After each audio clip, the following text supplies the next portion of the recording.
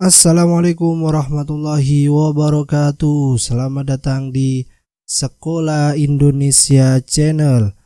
Pada kesempatan kali ini, Sekolah Indonesia akan membagikan contoh soal P3K kompetensi teknis.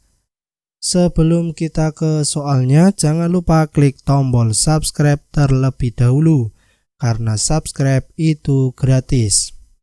Langsung saja. Ini adalah soal P3K untuk guru honorer seluruh Indonesia. Pada sebuah rancangan pembelajaran atau RPP tertulis contoh rumusan indikator kompetensi, yaitu menjelaskan kondisi operasi sistem dan komponen perangkat keras. Jika seorang pendidik akan menyusun menjadi tujuan pembelajaran, maka rumusan yang tepat adalah A. Setelah melaksanakan proses pembelajaran melalui praktik, siswa dapat menjelaskan kondisi operasi sistem dan komponen perangkat keras berupa komponen input, proses, dan output. B. Setelah melaksanakan proses pembelajaran dan menggali informasi melalui diskusi, siswa dapat menjelaskan kondisi operasi sistem dan komponen perangkat keras secara benar. C. Siswa dapat menjelaskan kondisi operasi sistem dan komponen perangkat keras berupa komponen input, proses, dan output secara benar. Yang D. Menjelaskan kondisi operasi sistem dan komponen perangkat keras, komponen input, proses, dan output tanpa melihat catatan. E. Setelah melaksanakan proses pembelajaran dan menggali informasi melalui diskusi, materi kondisi operasi sistem dan komponen keras secara benar tanpa melihat catatan. Jawaban yang benar adalah yang B. Setelah melaksanakan proses pembelajaran dan menggali informasi melalui diskusi, siswa dapat menjelaskan kondisi operasi sistem dan komponen perangkat keras secara benar. Seperti yang kita ketahui, untuk membuat tujuan pembelajaran harus memuat A, B, C, D. Apa itu A, B, C, D? Langsung saja kita lihat pembahasannya. Unsur dalam merumuskan tujuan pembelajaran hendaknya memenuhi kaidah ABCD, yaitu audience, behavior, condition, and degree. Apa itu audience? Audience adalah peserta didik yang akan belajar. Dalam hal ini yaitu siswa. Behavior adalah perilaku yang spesifik yang akan dimunculkan oleh peserta didik setelah selesai memperoleh pengalaman belajar dalam pelajaran tersebut. C. Condition. Apa itu condition? Condition adalah kondisi, yang berarti batasannya dikenakan kepada peserta didik atau alat peralatan yang digunakan peserta didik pada saat dilakukan penilaian. Degree adalah tingkat keberhasilan peserta didik dalam mencapai perilaku.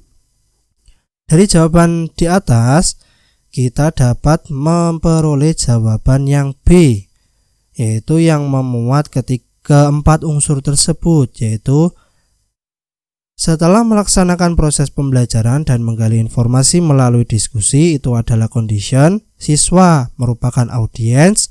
Menjelaskan kondisi operasi sistem adalah behavior. Secara benar adalah degree. Oke, sekarang lanjut ke soal berikutnya.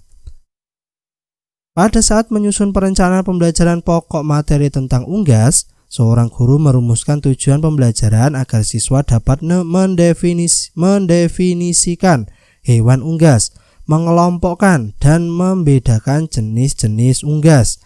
Adapun pilihan strategi pembelajaran untuk menjelaskan materi kepada siswa tersebut yaitu strategi pembelajaran deduktif. Mendasarkan tujuan dan strategi pembelajaran tersebut mencerminkan ragam pengetahuan yang jenisnya A. Fakta, B. Prosedur, C. Keterampilan, D. Konsep, dan E. Prinsip. Dalam soal ini kata kuncinya yaitu mengelompokkan dan membedakan jenis-jenis unggas dan mendefinisikan hewan unggas. Nah, itu termasuk ragam pengetahuan apa? Yang benar adalah yang D. Konsep. Kita lihat pembahasannya. Fakta itu apa? Fakta, apabila siswa diminta untuk menyebutkan nama, kapan, di mana suatu peristiwa terjadi. Sedangkan konsep, apabila siswa diminta untuk mengemukakan definisi, membedakan dua hal, dan mengklasifikasikan atau mengelompokkan. Prosedur apabila siswa diminta untuk menjelaskan langkah-langkah pemecahan suatu persoalan menurut prosedur tertentu. Prinsip apabila siswa diminta untuk menjelaskan hubungan antar berbagai konsep, sebab akibat. Keterampilan apabila siswa diminta untuk membuat sesuatu. Afektif apabila siswa diminta memilih dan melakukan sikap tertentu terhadap suatu kejadian. Sedangkan motorik apabila siswa diminta untuk melakukan kegiatan menggunakan anggota badan. Pada soal di atas, siswa diminta untuk mengelompokkan dan membedakan jenis, sehingga jawaban yang benar adalah yang D, konsep. Oke, lanjut soal berikutnya. Perencanaan pembelajaran yang menekankan pada proses keterlibatan peserta didik secara penuh untuk dapat menemukan materi yang dipelajari dan dihubungkan dengan situasi kehidupan sehari-hari sehingga mendorong peserta didik dapat menerapkan dalam kehidupan mereka. Pilihan strategi pembelajaran yang tepat adalah A. Strategi kooperatif, B. Inquiry, C. Problem solving, D. Discovery, atau E. Kontekstual. Di sini kata kuncinya yaitu menemukan materi yang dipelajari dan dihubungkan dengan situasi kehidupan sehari-hari. Jawaban yang benar adalah yang E, kontekstual. Apa itu kontekstual? Kooperatif yaitu strategi pembelajaran yang meminta siswa untuk bekerja sama dalam kelompok-kelompok kecil. Sedangkan problem solving adalah proses pembelajaran yang menggunakan masalah-masalah real dunia nyata. Yang inquiry adalah melakukan observasi atau eksperimen. Yang discovery, siswa secara aktif untuk mencari dan menyelidiki suatu permasalahan. Sedangkan kontekstual, siswa membuat hubungan antara pengetahuan yang dimilikinya dengan menerapkannya dalam kehidupan mereka sehari-hari. Jadi jawabannya benar adalah kontekstual. Oke, lanjut ya. Saat merancang pembelajaran, seorang guru ingin menyederhanakan konsep, prinsip, hukum yang kompleks sehingga dapat memperjelas penyajian pesan secara tertulis. Media apa yang paling tepat dipilih oleh guru tersebut? A. Bagan, B. Alat permainan edukatif, C. flipchart, D. foto, atau E. gambar.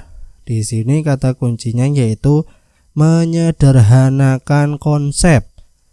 Jadi jawaban yang benar adalah yang A. Bagan. Lanjut. Seorang guru merancang evaluasi dengan mendasarkan pada indikator dan tujuan pembelajaran yang sudah ditentukan di RPP. Evaluasi tersebut dimaksudkan untuk menentukan hasil dan kemajuan belajar siswa. Maka jenis evaluasi yang tepat dipilih oleh guru adalah A. Evaluasi formatif, B. Evaluasi sumatif, C. Evaluasi selektif, D. Evaluasi diagnostik, E. Evaluasi penempatan.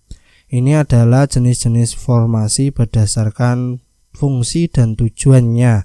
Ada yang untuk mencari atau menemukan masalah, untuk penempatan, untuk menyeleksi siswa yang tepat. Nah, di sini kata kuncinya adalah untuk menentukan hasil dan kemajuan belajar siswa. Jawaban yang benar adalah yang B. Evaluasi sumatif. Jenis-jenis evaluasi berdasarkan tujuannya. Yang pertama diagnostik, yaitu bertujuan untuk menelaah kelemahan-kelemahan siswa. Sedangkan evaluasi selektif adalah untuk memilih siswa yang paling tepat. Evaluasi penempatan digunakan untuk menempatkan siswa dalam program pendidikan tertentu. Evaluasi formatif untuk memperbaiki dan meningkatkan proses belajar mengajar. Sedangkan evaluasi sumatif untuk menentukan hasil dan kemajuan belajar siswa. Jadi jawaban yang benar adalah evaluasi sumatif. Oke, lanjut. Seorang guru senior mengajar siswanya dengan metode diskusi dan menggunakan media gambar yang sudah berlangsung dari tahun ke tahun.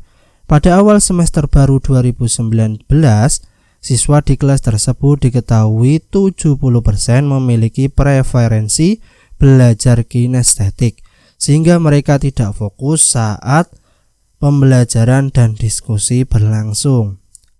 Siswa lebih senang jika mengerjakan tugas yang diberikan oleh guru. Dari kasus tersebut, strategi pembelajaran yang paling tepat dipilih oleh guru senior tersebut adalah A. Kooperatif, B. Project based learning, kontekstual, inquiry, discovery. Jawaban yang benar adalah project based learning. Pembelajaran kooperatif jelas ya, bekerja sama dalam kelompok, problem solving, masalah dunia real. Project based learning ini berdasarkan penerapan proyek dengan melibatkan siswa menyelidiki masalah dunia nyata. Inquiry, observasi, discovery, menyelidiki dan permasalahan sehingga siswa dapat menyimpulkan konsep dari pembelajaran yang telah dipelajari. Kontekstual, ya, dunia nyata tadi ya dihubungkan dengan dunia nyata atau dunia siswa tersebut. Jawaban yang benar adalah project based learning. Di sekolah, seorang guru menuliskan beberapa aturan seperti dilarang menginjak rumput dan mencoret-coret meja. Hal ini merupakan pembiasaan kepada peserta didik agar berkembang kecerdasan. A. Naturalis, B. kinestetis, C. visual spasial, D. verbal linguistik, E. logis matematis. Jawaban yang benar adalah A. naturalis. Lanjut. Seorang guru ingin mengetahui kemampuan siswa dalam mengatur dan mengelola perbedaan pendapat ketika dilakukan diskusi kelompok. Guru tersebut membuat lembar daftar checklist dalam bentuk skala yang harus diisikan oleh siswa untuk menilai teman kelompoknya. Jenis penilaian otentik holistik yang dapat dipilih oleh guru tersebut yaitu A. penilaian kinerja, B. penilaian proyek, C. penilaian portofolio, D. penilaian terbuka, atau E. penilaian diri. Jawabannya benar yaitu penilaian kinerja. Lanjut. Sudah ya. Sebagian siswa mengalami kesulitan menjawab soal tes pilihan ganda yang disusun oleh guru. Hal tersebut disebabkan materi dalam soal sebagian belum dipelajari oleh siswa, karena materi tersebut seharusnya diberikan pada pertemuan berikutnya.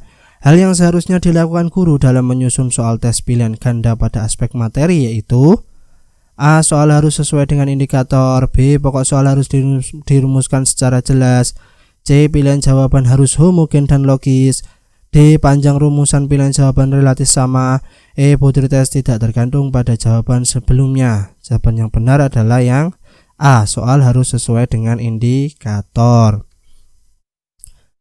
Hasil penilaian akhir dilakukan oleh guru. Diketahui beberapa siswa telah memenuhi ketuntasan belajar dan ada juga siswa yang belum memenuhi KKM.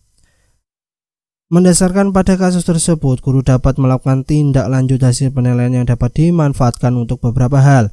Berikut merupakan pemanfaatan hasil penilaian guru kecuali A. memperbaiki program pembelajaran, menyelenggarakan remedial, menyelenggarakan pengayaan, mengadministrasikan hasil penilaian, atau E. menyusun laporan hasil penilaian. Jawaban yang benar adalah yang D. mengadministrasikan hasil penilaian. Oke. Sekian contoh soal pada kali ini. Jangan lupa klik tombol subscribe karena nanti ada soal-soal berikutnya, sehingga nanti kalau kita update video terbaru kalian akan mendapatkan notifikasinya. See you next video. Assalamualaikum warahmatullahi wabarakatuh.